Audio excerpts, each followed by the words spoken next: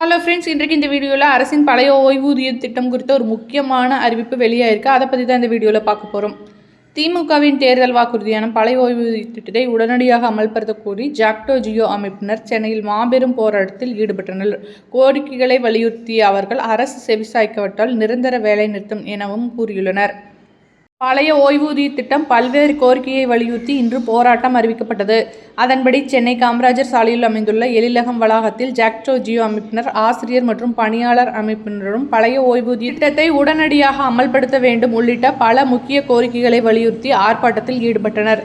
இந்த ஆர்ப்பாட்டத்தில் 200க்கும் மேற்பட்ட அரசு ஊழியர்கள், ஆசிரியர்கள் மற்றும் ஜாக்டோ ஜியோ உறுப்பினர்கள் கலந்து கொண்டனர்.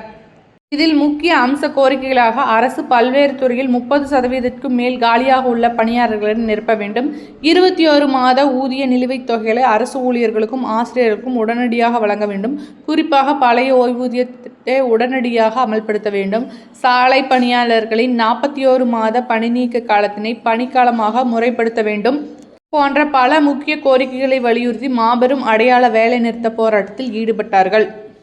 திமுக, நாங்கள் ஆட்சிக்கு வந்தால் உங்கள் நியாயமான கோரிக்கைகளை நிறைவேற்றுவோம் என்று கூறினர். ஆனால் ஆட்சி அமைத்து 4 ஆண்டுகளுக்கும் மேலான காலம் கடந்த பிறகும் பழைய ஓய்வூதிய திட்டம் இன்னும் அமல்படுத்தவில்லை.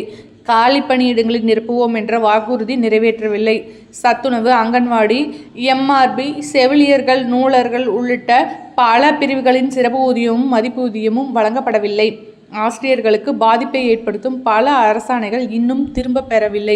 அதிமுக முன்னாள் அமைச்சர் ஜெயலலிதா ஆட்சி காலத்தில் ஓய்வூதியத்திற்காக 10% பிடித்தம் செய்யப்பட்டதையும், அதிமுக, திமுக மாறி மாறி ஆட்சி செய்த 23 ஆண்டுகளிலும் அந்த தொகை திருப்பி வழங்கப்படவில்லை எனவும் குற்றம் சாட்டினர்.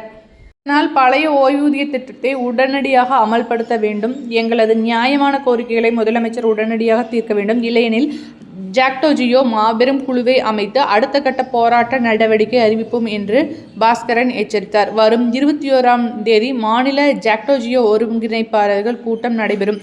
அந்த காலத்துக்குள் அரசு எங்களின் கோரிக்கைகளை நிறைவேறாமல் இருந்தால் கூட்டத்தில் நிரந்தர வேலை நிறுத்தம் போன்ற கடுமையான போராட்டங்களில் ஈடுபட முடிவெடுக்கப்படும் என ஜாக்டோ ஜியோ மாநில ஒருங்கிணைப்பாளர் சுரேஷ் தெரிவித்துள்ளார்.